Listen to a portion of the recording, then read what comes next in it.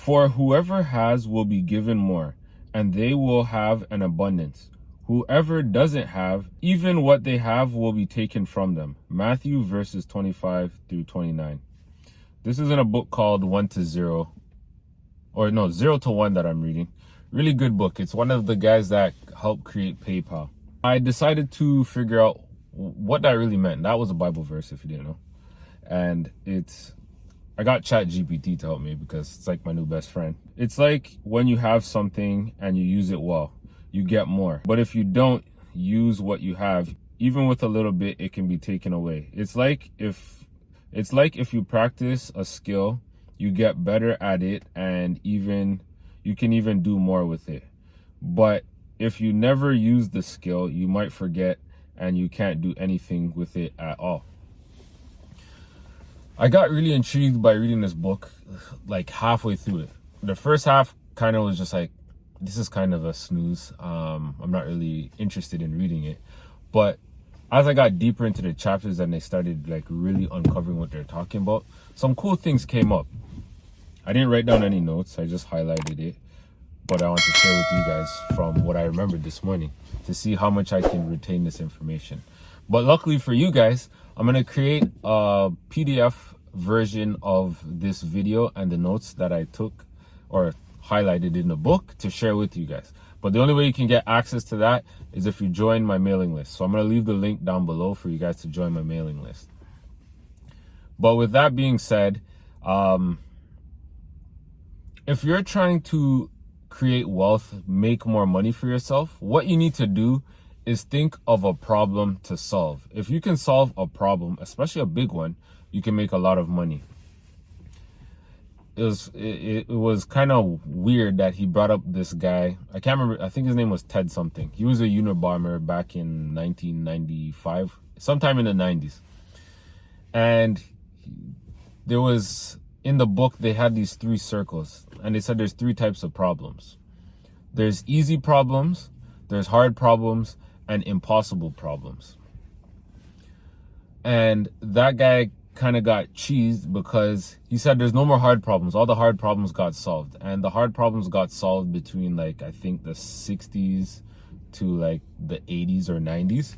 All the like technology came about and everything was just taking off, right?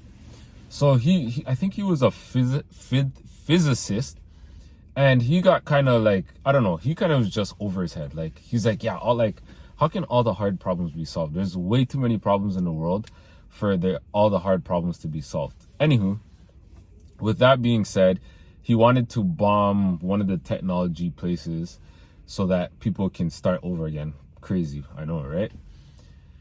With that being said,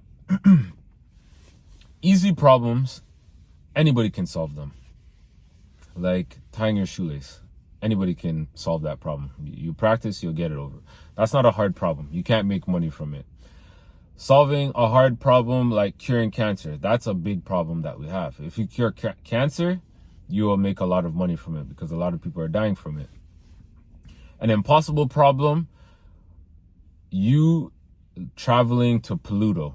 And I don't mean creating something that travels to it, but it's nearly impossible to get there. I think it's like 100 or something years away from us. That's impossible. Or traveling to the nearest star. That's like something that's impossible. You just can't solve it. So in order to make a lot of money, you got to solve a hard problem. And in the book, he mentioned, I can't remember the author's name, sorry, but I'll leave it in the description. He said, you have to figure out, you got to stay curious. And when I say curious, you got to ask questions. You got to figure out what the secret is. What is this big problem? What's the problem that everybody has? What's the problem that people have? What's the problem that nature has? If you can figure out one of the 2 problems, you can make a boatload of money. But it was just so funny that he brought up secrets. And it's like, if you uncover this secret, you can make a lot of money. If you keep it to yourself and nobody knows about it, you won't make money from it. But you have to be careful on who you tell. Because if you tell the wrong person, you might not be able to uncover this secret, or they take that idea from you and they use it themselves. For example, Steve Jobs coming up with the iPod or the iPod. If he kept that to himself, the world wouldn't know about having an iPod. We'd still probably be using the MP3 player. Only people my age would know what an MP3 player is. If you're a bit younger, you have no clue what I'm talking about. But if you Google it, you'll see what an MP3 player looks like. But now say I had this brilliant idea and I shared it with everybody on social media, and somebody took that idea, or I never did anything with that idea. It's because I didn't bring it to market. I didn't get it to the stage where people can be like, oh my God, I actually needed this, or oh my God, this is the next best thing.